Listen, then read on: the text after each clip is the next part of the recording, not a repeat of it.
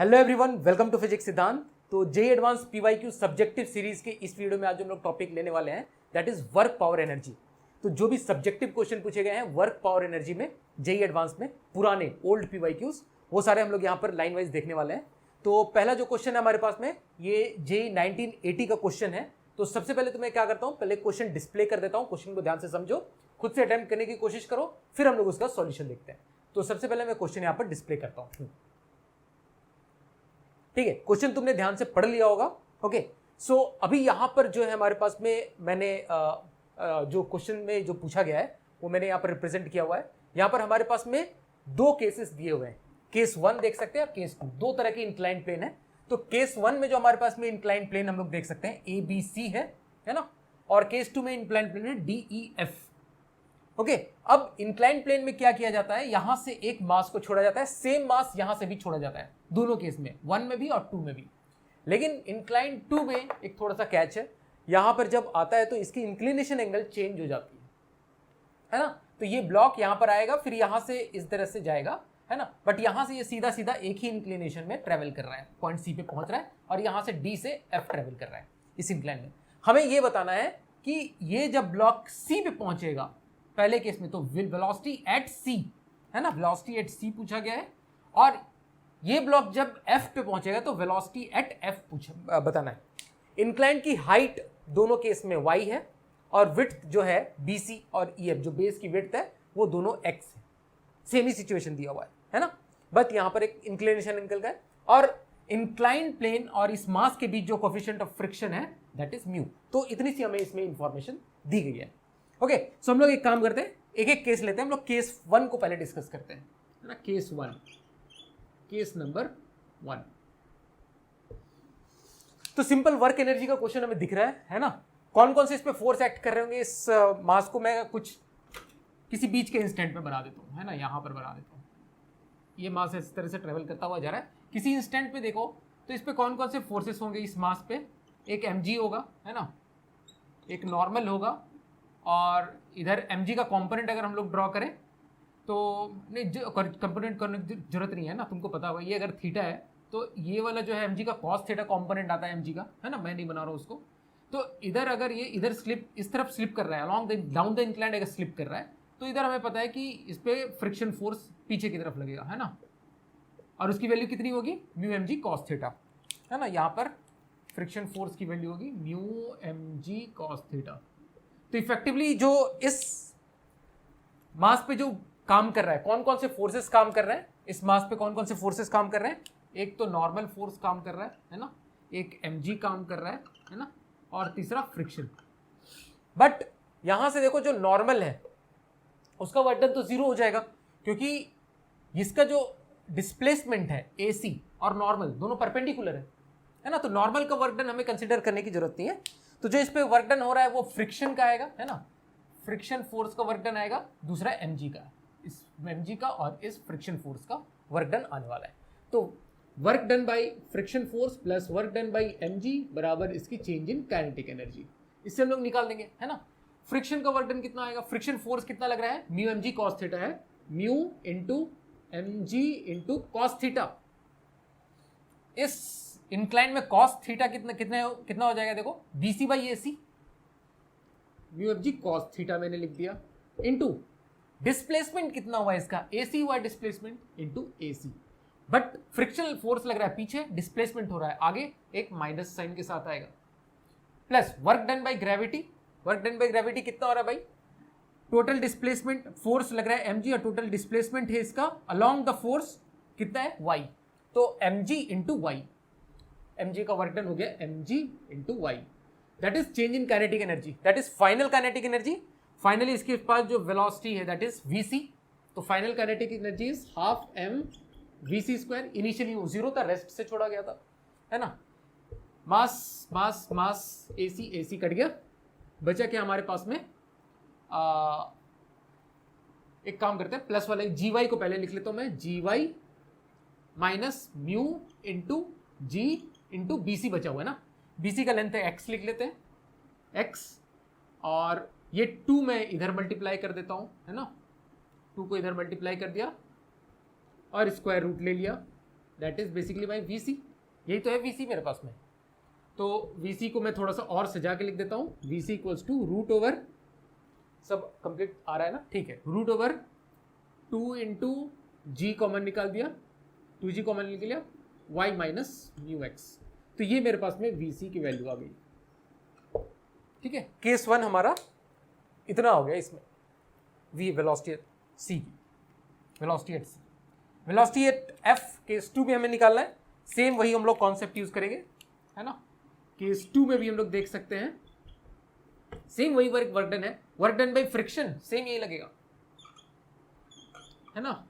लेकिन हम लोग अब इसको देखो, वर्क डन बाई mg जो रहेगा ना वो तो सेम रहेगा। वर्क डन बाई mg पहले लिख लेते हैं, that is mg into y. ये तो चेंज नहीं होने वाला है, इस पे mg फोर्स लग रहा है नीचे की तरफ y डिस्प्लेसमेंट हो रहा है, तो d से f जाएगा, तो नेट जो फोर्स के डायरेक्शन में जो इसका डिस्प्लेसमेंट है दैट इज y, है ना, mg इंटू वाई हो गया। अब वर्क डन बाई फ्रिक्शन लिखना है मेरे को, तो work done by friction minus आएगा म्यू mg, है ना, mu mg cos theta into displacement, जैसे हमने यहां पर लिखा था mu mg cos theta into displacement, है ना, डिस्प्लेसमेंट इसके रो। अभी इसमें म्यू mg लिखा मैंने, अब कॉस थीटा मुझे लिखना है, कॉस थीटा इंटू डिस्प्लेसमेंट। तो यहां पर दो तरह का होगा, एक यहां पर अल्फा होगा सपोज, एक यहां पर बीटा है, दो तरह का इसके पास थीटा बोल सकते हैं, दो इंक्लिनेशन एंगल है, एक बार अल्फा है और एक बार बीटा है। तो मैं दोनों में अलग अलग लिख के बताता हूँ, तुमको कंफ्यूजन ना रहे इसलिए, है ना। चलो हम लोग पहले में क्या लिखेंगे, जब ब्लॉक यहां पर था तो म्यू mg, माइनस साइन तो आ रहा है पता है, क्योंकि डिस्प्लेसमेंट के ऑपोजिट डायरेक्शन में फोर्स लग रहा है ना, फोर्स इस डायरेक्शन में लग रहा होगा फ्रिक्शन फोर्स, डिस्प्लेसमेंट इधर हो रहा है, तो mu mg into cos theta. तो पहले के लिए कॉस थीटा कितना हो जाएगा, अगर हम लोग इसको एक काम करें, एक नाम दे देते हैं, चलो ना g, इसको दे दो तुम कुछ h, है ना, और मैं एक काम करूँगा यहाँ से खींच के मैं i भी बोल देता हूँ, काम में आ जाएगा। तो पहले केस में देखो DHG में, DHG को पहले देखो, तो यहाँ पर म्यू mg कॉस थीटा कितना हो जाएगा, कॉस अल्फा है, तो कॉस अल्फा की वैल्यू कितनी हो जाएगी, HG अपॉन DH, ये कॉस अल्फा हो गया, म्यू mg कॉस अल्फा लिखा, इनटू डिस्प्लेसमेंट कितना है DG, एक तो ये हो गया, प्लस ये तो यहां से यहां तक का DG का वर्क डन लिया, DG जब ट्रेवल किया, DG डिस्प्लेसमेंट हुआ तो वर्क डन बाय फ्रिक्शन लिखा। अब GF में कितना वर्क डन हो रहा है, तो again mu mg into cos beta मैं इस ट्रायंगल से लिख सकता हूं क्या, इस वाले ट्रायंगल से GIF में, तो cos beta is IF upon GF into displacement is GF again, है ना, and that is equal to change in kinetic energy, that is final kinetic energy at F, initial तो 0 था, है ना। तो सबसे मैं एक काम करूंगा, M तो सबसे उड़ा दिया, और क्या उड़ सकता है, देखो यहां से देखो, ये GF से GF उड़ जाएगा, DH और DG क्यों लिख दिया मैंने यहाँ पर, DH नहीं होगा ना यहाँ पर, mu mg into cos theta है, तो cos theta is HG upon DG, HG upon DG होगा ना, cos alpha is HG upon DG, तो ये DG से DG कैंसिल आउट हो जाएगा, और हमारे पास जो इफेक्टिवली बचेगा वो क्या बचेगा, G भी मैं कॉमन निकाल देता हूँ एक ही बार में, यहाँ से Y बचेगा माइनस म्यू G भी निकाल दिया, तो HG प्लस IF, देखो HG इज, यहाँ पे लिख देता हूँ मैं, HG प्लस IF, और 2 इधर में ले आता हूँ और इसका स्क्वायर रूट ले लेता हूँ, that is equal to VF, और यहाँ से साफ दिख रहा है 2GY minus mu into HG plus IF, HG किसके बराबर है, EI के बराबर, और प्लस IF इज दिस, तो टोटल ये x के बराबर हो गया, म्यू x, है ना, and this is equal to my VF। ठीक है, तो यहां से हमने VF भी निकाल दिया जो कि हमें पूछा गया था, तो VF और VC इस तरह से हम लोग निकाल सकते हैं, बस यही पूछा गया ना, तो इस तरह से इस क्वेश्चन को हम लोग सॉल्व कर सकते हैं। अब जो यहाँ पर हम लोग नेक्स्ट क्वेश्चन डिस्कस करने जा रहे हैं, ये क्वेश्चन पूछा गया था JEE 1982 में, टोटल 5 नंबर के लिए। तो सबसे पहले मैं क्वेश्चन उधर डिस्प्ले कर देता हूँ, क्वेश्चन एक बार खुद से ट्राई कर लो, ठीक है। तो कुछ इस तरह का हमारे पास में क्वेश्चन है, जो क्वेश्चन के इंपॉर्टेंट पॉइंट्स है मैंने यहाँ लिख रखे हैं, और जो हमें फाइंड आउट करने मैंने यहाँ लिखा हुआ है, ठीक है, तो एक इस तरह से हमारे पास में 3 ब्लॉक हैं ए बी सी। तो सी एक बड़ा ब्लॉक है, स्टेशनरी ब्लॉक है, और वहां पर एक देख सकते हैं हम लोग एक पुल्ली लगाया हुआ है, पुल्ली से थ्रू एक स्प्रिंग के थ्रू एक मास ए कनेक्ट किया हुआ है, एक दूसरा ब्लॉक किया हुआ है इधर कनेक्ट बी, इस तरह से, है ना। और यहां पर फ्रिक्शन है, इस जगह पे भी फ्रिक्शन है और यहां पर भी फ्रिक्शन है ना। पुल्ली फ्रिक्शनलेस है, पुल्ली इज फ्रिक्शनलेस, और ए और बी स्लाइड करता है विथ यूनिफॉर्म स्पीड, है ना। ए और बी कैसे स्लाइड करता है? With uniform speed, uniform speed से स्लाइड करता है। दैट मीन्स हम लोग बोल सकते हैं कि इस पे ए और बी पे जो नेट फोर्स होगा वो 0 होगा, है ना, तभी यूनिफॉर्म स्पीड से ट्रेवल कर रहा है। म्यू की वैल्यू दी हुई है ना, और जो स्प्रिंग कांस्टेंट है वो हमें दिया हुआ है, और मास दिया हुआ है ए का 2 kg, ठीक है, मास 2 kg दिया हुआ है। अब जरा इस ब्लॉक को ध्यान देखो, हमें क्या फाइंड आउट करना है? Mass of B find out करना है, और इस स्प्रिंग में कितनी एनर्जी स्टोर्ड है वो हमें निकालना है ना।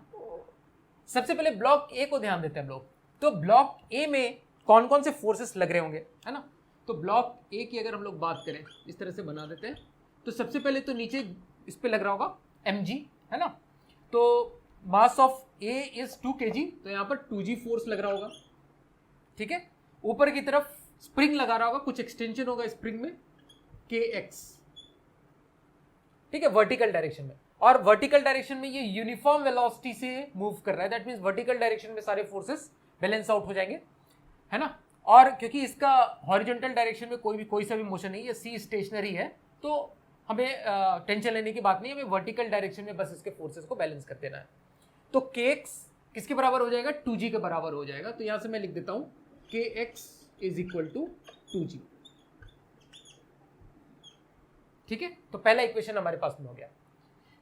दूसरा हम लोग ये देख सकते हैं, यहां पर मैं एक काम करता हूं, मैं एक छोटा सा यहां स्प्रिंग के जस्ट ऊपर एक छोटा सा मैं स्ट्रिंग का पार्ट लेता हूं, है ना। स्ट्रिंग का एक छोटा सा मैंने टुकड़ा लिया।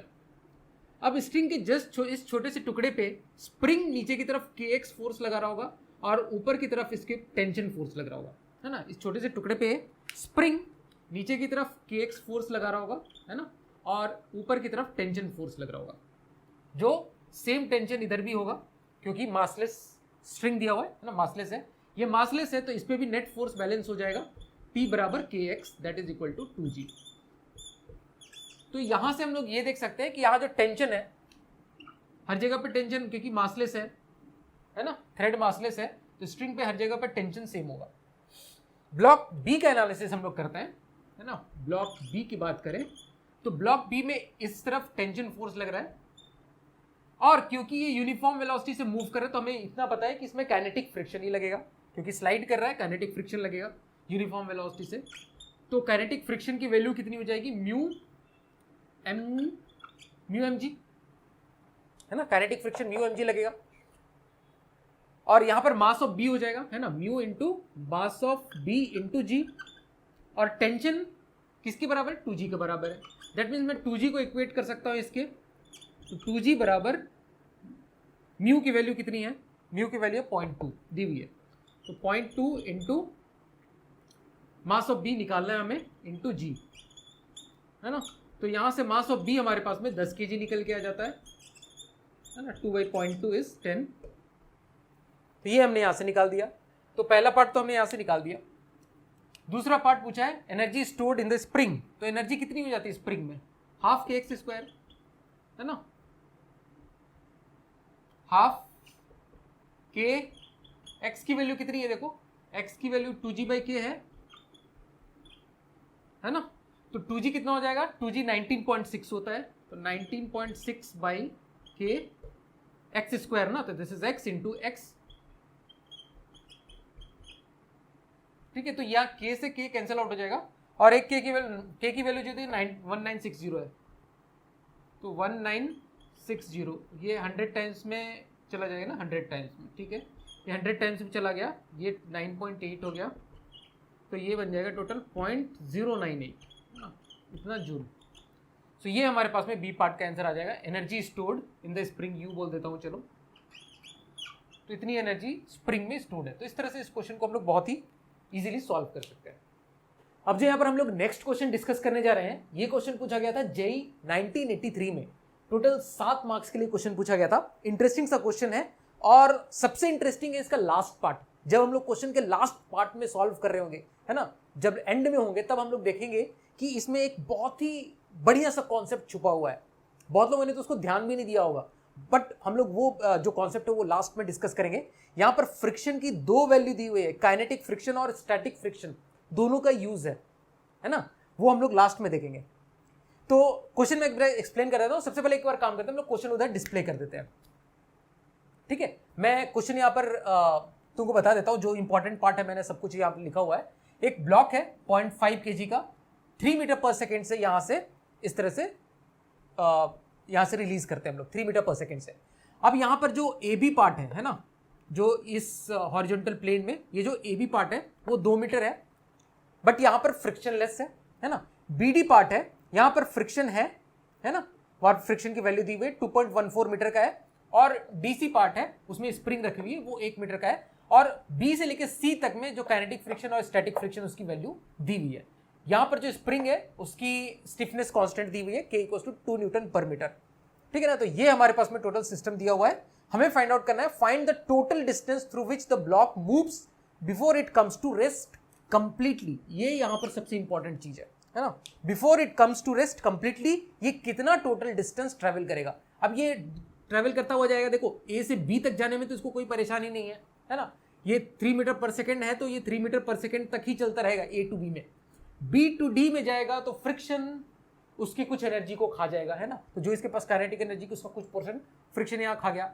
अब डी टू डी से जब वो आगे की तरफ मूव कर रहा होगा तो कुछ तो फ्रिक्शन खा रहा होगा और साथ साथ में इसके पास में एनर्जी में स्टोर हो रहा होगा, है ना। स्प्रिंग की एनर्जी के टर्म्स में वो स्टोर हो रहा होगा। और एक जगह जाते जाते जाते वो जब वहां पर मैक्सिमम इसको दबा चुका होगा तब उसकी उस टाइम पे जो इसकी स्पीड है ना 0.5 kg की स्पीड, जब ये इसको मैक्सिमम दबा चुका होगा, यहाँ पर कहीं दबा चुका होगा मैक्सिमम, मैं मान के चल रहा हूँ, है ना। तो यहाँ से अगर x डिस्टेंस पे है, यहाँ से x डिस्टेंस अंदर इसने स्प्रिंग को दबा दिया, है ना। ये 0.5 kg का जो ब्लॉक है इसने स्प्रिंग को x डिस्टेंस दबा दिया, तो उसके पास जो मैक्सिमम दबाया होगा तब उसके पास कितनी स्पीड होगी, 0.5 kg के पास 0, है ना। वो मोमेंटरीली उस टाइम पे रेस्ट पे आएगा, लेकिन कंप्लीटली आएगा कि नहीं वो हम लोग चेक करेंगे, है ना। तो यहाँ पर जब उसने मैक्सिमम कंप्रेशन कर दिया, है ना, ये 5 kg का ब्लॉक ने जब इसका मैक्सिमम कंप्रेशन कर दिया तो वो मोमेंटरीली वहाँ पर रेस्ट पे आएगा। तो हम लोग एक काम करते हैं, हम लोग कुछ ऐसे लिखेंगे, वर्क एनर्जी थ्योरम ही लगाएंगे हम लोग। ये हमारा इनिशियल पॉइंट है, ये हमारा, मैं ऐसा लिखता हूँ इसको, ये इनिशियल पॉइंट है ना, this is our initial point, है ना। और ये हम लोग इसको फाइनल पॉइंट मानते हुए हम लोग यहाँ पर वर्क एनर्जी लगा रहे हैं। अच्छा, वर्क एनर्जी भी लगा सकते हो, work done by friction plus work done by spring बराबर चेंज इन काइनेटिक एनर्जी। हम लोग ऐसा भी इसमें लिख सकते हैं, देखो यहाँ से हमें समझ में आता है कि जो भी इसके पास जो काइनेटिक एनर्जी है ना, जो भी इसके पास काइनेटिक एनर्जी है वो कहाँ कहाँ जाने वाली है। जो इस ब्लॉक के पास इनिशियल पोजीशन पे काइनेटिक एनर्जी है वो आधा फ्रिक्शन खाने वाला है ना। तो लॉस इन फ्रिक्शन में जाएगा, लॉस इन फ्रिक्शन में जाएगा, और कहाँ जाएगा, और स्प्रिंग की पोटेंशियल एनर्जी में, तो पोटेंशियल एनर्जी ऑफ स्प्रिंग में जाएगा, पोटेंशियल एनर्जी ऑफ स्प्रिंग, है ना। तो जो भी इसके पास काइनेटिक एनर्जी है वो फ्रिक्शन के लॉस में जाएगा और पोटेंशियल एनर्जी ऑफ स्प्रिंग में स्टोर होगा इनिशियल टू फाइनल में, ठीक है। तो इसकी काइनेटिक एनर्जी कितनी है, हाफ mv² है, तो हाफ लिख देता हूँ मैं, हाफ mv² बाद में पुट करेंगे। लॉस इन फ्रिक्शन कितना हो जाएगा, क्योंकि ये स्लाइड करता हुआ जा रहा है, काइनेटिक फ्रिक्शन लगने वाला है, तो म्यू mg इसमें काइनेटिक फ्रिक्शन लगेगा। और डिस्प्लेसमेंट कितना होगा, तो देखो यहाँ से A टू B में तो कोई फ्रिक्शन नहीं लग रहा है ना, तो यहाँ ये डिस्प्लेसमेंट हम लोग लेंगे नहीं, क्योंकि यहाँ पर फ्रिक्शन फोर्स नहीं है। B टू D, और D के बाद ये फर्दर x डिस्टेंस ट्रेवल करता है, तो B टू D में 2.14 डिस्प्लेसमेंट हुआ, प्लस फर्दर यहाँ पर x डिस्प्लेस करेगा, हम लोग ऐसा माना है, फर्दर x डिस्प्लेस कर रहा है, वो हमें बेसिकली वो भी निकालना पड़ेगा, है ना। तो 2.14 plus x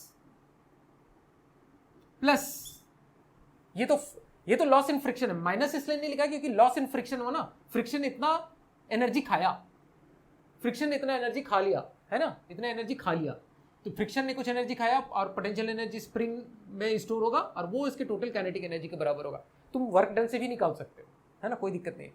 plus potential energy spring कितने होगा, एक्स दबा है ना, तो हाफ इंटू के एक्स स्क्वायर हो जाएगा। सारी वैल्यू हमें दी हुई है, टू के की वैल्यू दी हुई है। अब हम लोग इसमें से काम करेंगे, क्या कर दे, हाफ वैल्यू पुट कर देते, मास है 0.5 है ना, 0.5 और 3 स्क्वायर दैट इज 9 हो जाएगा ये, दैट इज म्यू के 0.2 है, मास 0.5 है, इंटू जी 10 है, 2.14 plus x plus half into के 2 है, इंटू एक्स स्क्वायर है ना। तो मैं यहाँ से लिख देता हूँ उसको 2.25 दैट इज इक्वल टू, ये देखो ये कितना हो जाएगा 0.5 इंटू 10, 0.5 इंटू 10 हो जाएगा 5, 5 इंटू 0.2 इज 1, ये बन जाएगा 2.14 प्लस एक्स और प्लस एक्स स्क्वायर। तो इफेक्टिवली ये कितना हो जाएगा, एक्स स्क्वायर प्लस एक्स और ये माइनस आ जाएगा ना, कितना हो जाएगा, ये माइनस में जाएगा तो ये हो जाएगा माइनस 0.11 हो जाएगा, that is equal to 0, x square plus x minus 0.11 और 0। अब इसके अगर हम लोग सॉल्यूशंस देखेंगे तो एक सॉल्यूशन हो गया x इक्वल्स टू 0.1, बहुत आसान से देख सकते हो, 0.1 पुट करो, ये 0.1 स्क्वायर आ जाएगा प्लस 0.1 आ जाएगा, 0.11 हो गया माइनस 1 से, तो एक इसका सॉल्यूशन 0.1 हो गया है ना, दूसरा सॉल्यूशन कुछ नेगेटिव में आता है, तो ये इसका सॉल्यूशन हो गया x equals to 0.1। x equals to 0.1 के साथ हम लोग टोटल मोमेंटरली जब ये रेस्ट पे आएगा, इस पॉइंट पे f पॉइंट पे जब मोमेंटरली रेस्ट पे आएगा तो टोटल डिस्टेंस जो ट्रैवल किया वो हम लोग लिख सकते हैं कितना, 2 प्लस 2.14 प्लस एक्स। लेकिन यहां पर सबसे इंपॉर्टेंट ये बात है कि क्या ये जो मोमेंटरली रेस्ट पे आया, क्या ये कंप्लीटली रेस्ट पे आया, जबकि हम लोग बोल रहे हैं यहां पर f में आने के बाद ये मोमेंटरली रेस्ट पे आया है ना, तो फिर क्या ये वापस से स्प्रिंग, जैसे स्प्रिंग दबा हुआ है ना, तो स्प्रिंग वापस से इसको खींचना चाहेगा। इस ब्लॉक पे अगर हम लोग देखें, इस ब्लॉक पे जैसे ये मोमेंटरी रेस्ट पे पहुंचा, स्प्रिंग इस पे वापस से kx फोर्स लगाना चाहेगा है ना, यहाँ पर मोमेंटरी रेस्ट पे आया तो स्प्रिंग एक kx फोर्स लगा रहा है ना, इस ब्लॉक पे 0.5 kg पे कितना लगा रहा है, kx लगा रहा है। तो क्या यहाँ पर ये जो kx है इसको वापस से खींच लेगा, तब तो हम लोग बोलेंगे कि मोमेंटरी वो रेस्ट पे था, कंप्लीटली रेस्ट पे नहीं आया, वापस से जाएगा इधर। लेकिन यहां पर देखो और एक चीज है, यहां पे एक फ्रिक्शन फोर्स भी लगेगा है ना, यहां पर एक फ्रिक्शन फोर्स भी लग रहा है। तो हमें अब ये देखना है कि क्या ये फ्रिक्शन फोर्स सफिशिएंट है जो कि इस kx को रोक ले। तो सबसे पहले तो देखो kx की जो वैल्यू है वो कितनी है, तो k की वैल्यू है अपने पास में 2 है ना, तो 2 इंटू 0.1 मतलब ये 0.2 न्यूटन का फोर्स लगा रहा है ना, 0.2 न्यूटन का फोर्स लगा रहा है इधर। और यहां पर फ्रिक्शन की जो मैक्सिमम लिमिट यहां पर हो सकती है, एफ लिमिटिंग, वो कितनी हो जाएगी, यहां पर हम लोग म्यूएस लेंगे, स्टैटिक फ्रिक्शन, क्योंकि वो उसी से हम लोग लिमिट चेक करेंगे है ना, कैनेटिक नहीं लेंगे, स्टैटिक लेंगे। तो that is 0.22 into m g, 0.5 into g is 0.5 into g that is 5। तो यहां पर देख सकते हैं ये कितना हो जाएगा 1.1 न्यूटन है ना, तो इसकी मैक्सिमम लिमिट है 1.1, तो 1.1 न्यूटन तक ये रोक सकता है ये फ्रिक्शन। अभी फिलहाल जैसे 0.2 न्यूटन लगा होगा, इस तरफ kx का 0.2 लगा रहा होगा, तो ये फ्रिक्शन की वैल्यू 0.2 ही लग रही होगी ताकि ये रेस्ट में हो है ना। 0.3 लगेगा तो यहाँ पर 0.3 लगेगा, 0.4 लगेगा तो इधर 0.4 लगेगा, और ऐसे करते करते ये जब तक 1.2 तक ये इसको रोक सकता है, ये फ्रिक्शन, इसकी औकात इतनी है, इसकी लिमिटिंग वैल्यू इतनी है। लेकिन अभी तो 0.2 ही लग रहा है ना, तो 0.2 को तो आराम से फ्रिक्शन रोक लेगा यहाँ पर। मतलब ये कंप्लीटली जो हम लोग सोच रहे थे मोमेंटरली यहाँ पर रेस्ट पे है, वो कंप्लीटली यहाँ पर रेस्ट पे आ जाएगा इस जगह पे। तो टोटल जो हम लोग बोलेंगे कि total find the total distance through which the block moves before it comes to rest completely, तो टोटल कितना इसने ट्रेवल किया, 2 मीटर प्लस 2.14 प्लस एक्स, तो 2 प्लस 2.14 प्लस एक्स इज 0.1, तो टोटल डिस्टेंस ट्रेवल किया इसने 2 and 2 4.24, तो ये इसका आंसर हो जाएगा 4.24। तो इस तरह से हम लोग इस क्वेश्चन को सॉल्व कर सकते हैं। अब जो यहां पर हम लोग नेक्स्ट क्वेश्चन डिस्कस करने जा रहे हैं, ये क्वेश्चन पूछा गया था जेईई 1985 में, टोटल 6 मार्क्स के लिए। तो सबसे पहले मैं क्वेश्चन उधर डिस्प्ले कर देता हूं, ठीक है। तो क्वेश्चन में कुछ इस तरह का अरेंजमेंट हमें दिया हुआ है, और अरेंजमेंट मैं एक्सप्लेन कर देता हूं। यहां से हमारे पास में एक रिजिड वॉल है, उसके थ्रू एक स्ट्रिंग है, स्ट्रिंग कनेक्टेड है, और इस मास को बांधते हुए यहां पर पुल्ली के थ्रू वो स्ट्रिंग इस मास से कनेक्ट होते हैं, है ना, मास इक्वल्स टू 0.5 kg पे कनेक्ट होता है, और ये मास 2 kg का है दिया हुआ है। ये आइडियल पुली हमारे पास में मासलेस और फ्रिक्शनलेस, ठीक है। ये लेंथ 1 मीटर है, ये लेंथ 1 मीटर है, ये 2 kg का है, ये 0.5 kg का है। इनिशियली क्या हुआ है, इसको हम लोग पकड़ के रखा हुआ है ना, इसको हमने पकड़ के रखा हुआ है, और जैसे ही हम इसको छोड़ते हैं तो ये मास जाके इस दीवार में जाके टकराएगा। अब ये मास जब दीवार में टकराएगा तो किस स्पीड से टकराएगा, ये क्वेश्चन में पूछा गया है, ठीक है। तो हम लोग इसमें क्या करते हैं ना, हम लोग अगर इस पूरे को अपना सिस्टम मान लें, पूरे को अपना सिस्टम मान लें, तो इस सिस्टम में ध्यान से देखो कि इस सिस्टम में एक्सटर्नल फोर्स कौन सा है, ग्रेविटी है। इंटरनल फोर्स क्या आ सकता है, टेंशन आ सकता है। तो टेंशन अगर इंटरनल अगर होता है तो टेंशन का नेट वर्क डन 0 होगा। टेंशन नॉर्मल या स्टैटिक फ्रिक्शन के केस में अगर ये फोर्सेस इंटरनल होते हैं तो इनका हमें पता है कि action plus reaction, action reaction का जो पेयर पे जो नेट वर्क डन होता है दैट इज 0। कौन कौन सा, टेंशन, नॉर्मल और स्टैटिक फ्रिक्शन, ठीक है। तो हमें अंदर टेंशन टेंशन लेने की जरूरत है नहीं, है ना। तो बस इस सिस्टम पे एक्सटर्नल के नाम पे ग्रेविटेशनल फोर्स है, और वो कंजर्वेटिव है, तो हमें पता है कि इसकी जो टोटल मैकेनिकल एनर्जी है वो कंजर्व रहने वाली है। मतलब मैं बोल सकता हूं कि अगर फाइनल और इनिशियल स्टेट में लिखना हो तो kinetic energy initial plus kinetic energy initial plus potential energy initial that is equal to kinetic energy final plus potential energy final. Total mechanical energy conserve कर सकते हैं इसमें हम लोग। काइनेटिक एनर्जी इनिशियल किसका किसका, इस मास का और इस मास का, है ना, ये दोनों मास का हम लोग इनिशियल काइनेटिक एनर्जी और फाइनल। इनिशियली के दोनों का काइनेटिक एनर्जी क्या था, इनिशियली दोनों का काइनेटिक एनर्जी 0 था, तो ये तो 0 है, रेस्ट में से स्टार्ट हुआ है ना। इनिशियल पोटेंशियल एनर्जी लिखेंगे तो initial potential energy initial of capital M plus potential energy initial of small m बराबर फाइनल काइनेटिक एनर्जी लिखेंगे तो kinetic energy final for small m, capital M लिख लेते हैं, plus kinetic energy final for small m plus potential energy final for capital M plus potential energy final for small m, ठीक है। ये final kinetic energy plus final potential energy लिखा, और ये initial potential initial kinetic energy 0 है, ठीक है। तो ये हमारे पास में इक्वेशन है। अच्छा, अब हम लोग देखते हैं इसमें प्रोसेस क्या हो रहा है ना, प्रोसेस को हम लोग समझते हैं। तो जैसे ही इसको छोड़ा जाएगा ना, जैसे ही इसको छोड़ा जाएगा ये क्या होगा, ये मास नीचे गिरेगा, है ना, ये मास की टेंडेंसी नीचे गिरने की होगी, लेकिन यहां से यहां तक ये दूरी जो है वो 1 मीटर मेंटेन करता हुआ गिरेगा। तो ये 1 मीटर मेंटेन करता हुआ गिरने के लिए क्या होगा, वो इसी रेडियस में गिरेगा, है ना, क्योंकि ये लेंथ तो चेंज नहीं हो सकता है ना यार, ये गिरेगा, ये लेंथ चेंज नहीं होगा, तो वो इस तरह से ऐसा गिरेगा, एक सर्कुलर पाथ फॉलो करेगा, है ना। तो फिर सर्कुलर पाथ फॉलो करके ये यहां पर ये मास ऐसा आ जाएगा, है ना। और कैसे गिर सकता है, ये this is the only option, क्योंकि ये लेंथ तो चेंज होने वाला नहीं है ना। तो अब क्या होगा, ये ऐसा गिरा तो ये जो मास है ये भी ऊपर उठेगा। क्यों ऊपर उठेगा, ये देखो, यहां से अगर मैं इसको बनाया मैं, तो ये जो रस्सी है ना ये ऊपर की तरफ खींचेगी।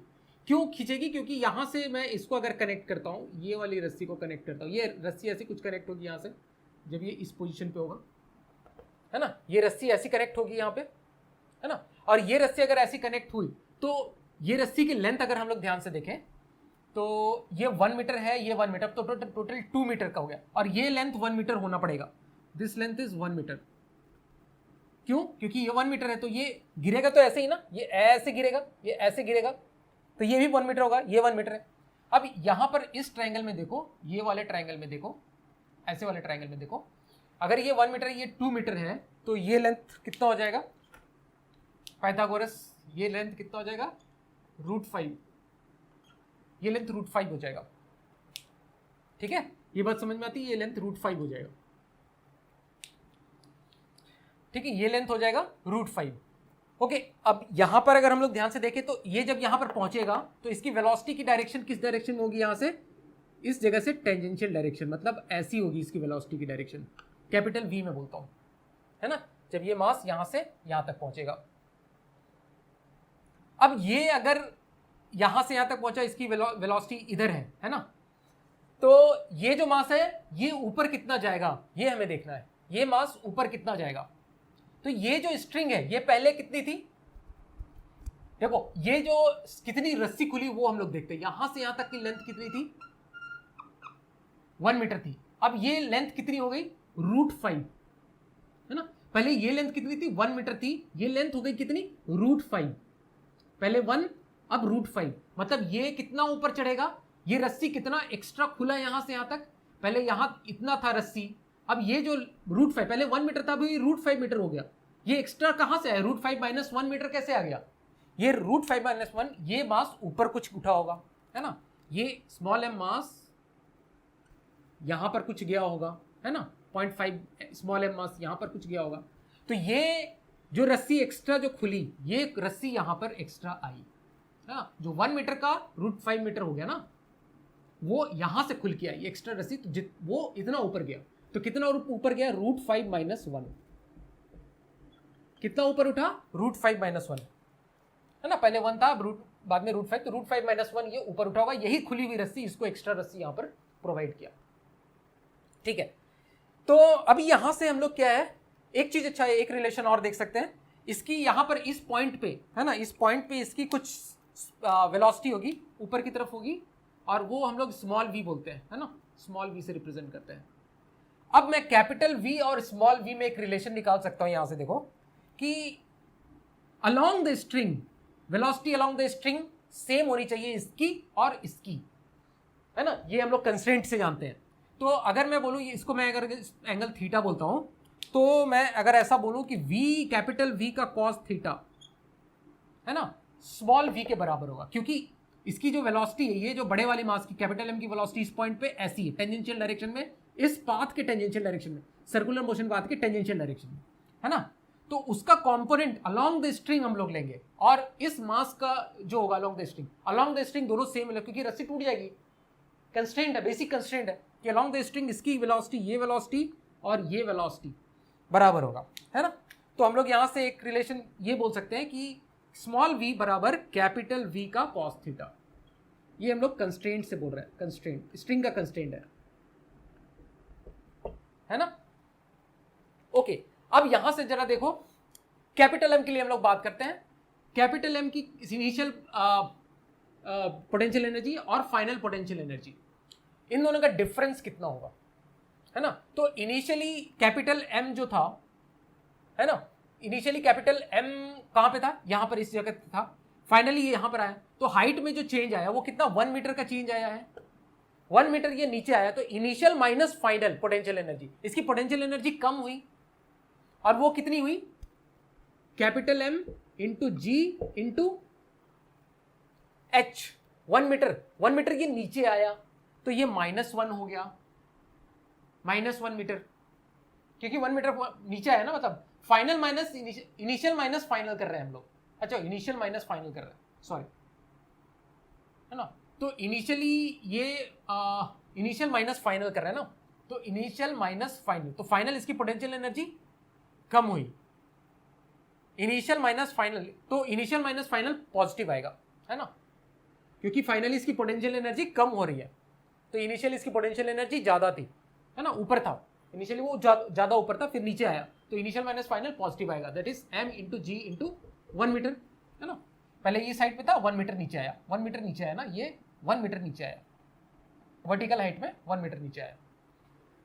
अब देखो स्मॉल m के लिए क्या हुआ, स्मॉल m मास यहां से यहां गया, इसकी पोटेंशियल एनर्जी बढ़ी, है ना, तो एक काम करता हूं मैं, इसको इक्वल टू लेके ना, मैं इसको फाइनल स्मॉल m के लिए ले रहा हूं मैं, स्मॉल m के लिए देखो, स्मॉल m के लिए क्या होगा, फाइनल माइनस इनिशियल पॉजिटिव आ जाएगा, क्योंकि फाइनल इसकी पोटेंशियल एनर्जी बढ़ी है, और वो कितनी बढ़ी, small m into G into height, that is √5 - 1, ठीक है, इतना इसका पोटेंशियल एनर्जी फाइनल, इतना पोटेंशियल एनर्जी इसका बढ़ा, इसलिए फाइनल माइनस इनिशियल पॉजिटिव हुआ, ठीक है। अब काइनेटिक एनर्जी कैपिटल M की वो कितनी हो जाएगी, half capital M into V square, है ना, half capital M into V square plus small m की kinetic energy final half small m into V square, ये आ गया। अब वैल्यू पुट कर देते हैं, कैपिटल M की वैल्यू कितनी है, 2 kg है, तो 2 kg इंटू 20 हो गया, ये बराबर स्मॉल m की value 0.5, that is 0.5 into 10 into √5 - 1 plus half into capital M is 2 kg into V square plus half small m की वैल्यू 0.5 इंटू वी स्क्वायर। तो v square is v cos theta. अच्छा, theta भी निकाल देते हैं। ये अगर थीटा है तो ये भी थीटा है, ये थीटा है तो ये भी थीटा है, तो कॉस थीटा निकालना है हमें। कॉस थीटा कितना हो जाएगा यहाँ से, कॉस थीटा बेस 2/√5, 2/√5। तो स्मॉल v हो जाएगा, small v will be capital V 2v/√5, 2 capital V/√5, है ना। तो यहाँ पर पुट कर देते हैं इसका स्क्वायर करके, ये 4v² डिवाइडेड बाई 5, ठीक है। तो this will be equal to 20 equals to 5 into √5 minus 1 plus v² plus 2 4 से कैंसिल हो जाएगा, v²/5, दैट इज यहाँ मैं इसको दोनों को ऐड कर देता हूँ, v²/5, ठीक है। तो 20 equals to 5√5 minus 1 plus 6v²/5। तो यहाँ से इसको सॉल्व करोगे तो v की जो वैल्यू आएगी अप्रॉक्सीमेटली इक्वल टू आती है 3.3 मीटर पर सेकेंड, 3.28 ऐसा कुछ आता है, 3.29 ऐसा कुछ आता है, 2829। तो 3.3 मीटर पर सेकेंड अप्रॉक्सीमेटली कैपिटल V, ये जो है जो पूछा गया था स्पीड, वो यहाँ से निकल के आ जाता है, जो यहाँ पर पूछा गया था इसमें, हाँ, speed with which the mass will hit.